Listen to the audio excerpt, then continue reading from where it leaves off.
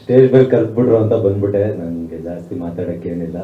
Prithvik sir ಮೊದಲನೇ ಸರಿ ಕತೆ ಹೇಳಿದಾಗಿಂದ ನನಗೆ ತುಂಬಾ ಇಂಟ್ರೆಸ್ಟಿಂಗ್ ಆಗಿತ್ತು ಕತೆ. ಅದಾದ್ಮೇಲೆ ಇದು ಯಾವ ತರ ಅಂದ್ರೆ ಬೇರೆ ಬೇರೆ ಕಾಲಗಳು ಅಂದ್ರೆ ನಮ್ಗೆ ಚಿತ್ರೀಕರಣ ವಿಭಾಗದಲ್ಲೂ ಕೂಡ ನಮ್ಗೆ ಬೇರೆ ಬೇರೆ ಬಣ್ಣಗಳು ಬೇರೆ ಬೇರೆ ರೀತಿಯಾದ ಟ್ರೀಟ್ಮೆಂಟ್ ಮಾಡ್ಬೇಕಾಗುತ್ತೆ.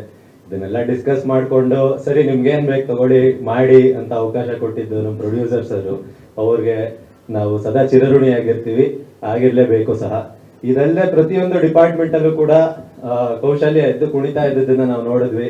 ನಿರ್ದೇಶನ ವಿಭಾಗದಿಂದ ಹಿಡಿದು ಸಂಕಲನ, ಸಾಹಿತ್ಯ, ಸಂಗೀತ ಅಷ್ಟೇ ಅಲ್ಲದೆ ಅಲ್ಲಿ ಬರುವಂತ ಒಂದೊಂದು ಯೂನಿಟ್ ಕೂಡ, ಕ್ಯಾಮ್ರಾ ಯೂನಿಟ್ ಇರ್ಬೋದು, ಲೈಟ್ ಯೂನಿಟ್ ಇರ್ಬೋದು, ನಮ್ಮ ಪ್ರೊಡಕ್ಷನ್ ವಿಭಾಗದಲ್ಲಂತೂ ಎಲ್ಲೂ ಏನೂ ಕೊರತೆ ಆಗದೆ ಇರೋ ತರ, ಯಾರು ಒಂದು ದಿನ ಯಾವುದೇ ವಿಚಾರಕ್ಕೆ ಕೂಡ ಬೈಕೊಳ್ಳೋದ್ ದೂರದ ಮಾತು ಗೊಣಗ್ಕೊಂಡು ಕೂಡ ಹೋಗದೆ ಇರೋ ತರ ನೋಡ್ಕೊಂಡಿದ್ದಾರೆ ಪ್ರೊಡಕ್ಷನ್.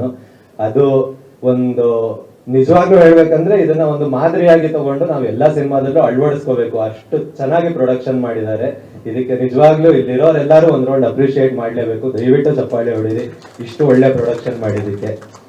ಇದಲ್ಲದೆ ಎಲ್ಲ ಹಿರಿಯರೆಲ್ಲ ನನ್ಗಿಂತ ಮುಂಚೆ ಹೇಳಿದ್ದಾರೆ ಯಾರ್ಯಾರು ಹೇಗೆ ಮಾಡಿದ್ದಾರೆ, ಯಾವ ಕಡೆಯಿಂದ ಏನೇನ್ ಬೆಂಬಲ ಬಂದಿದೆ ಅಂತ. ನನಗೆ ಸೇರ್ಸೋದಿಕ್ಕೆ ಜಾಸ್ತಿ ಏನಿಲ್ಲ.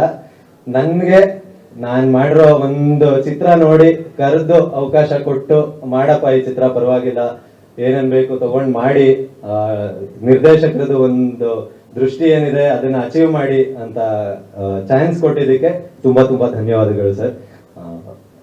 ಎಲ್ಲಾರು ನೋಡಿ, ನಿಮ್ಗೆ ಟೀಸರ್ ಇಷ್ಟ ಆಗುತ್ತೆ ಖಂಡಿತ.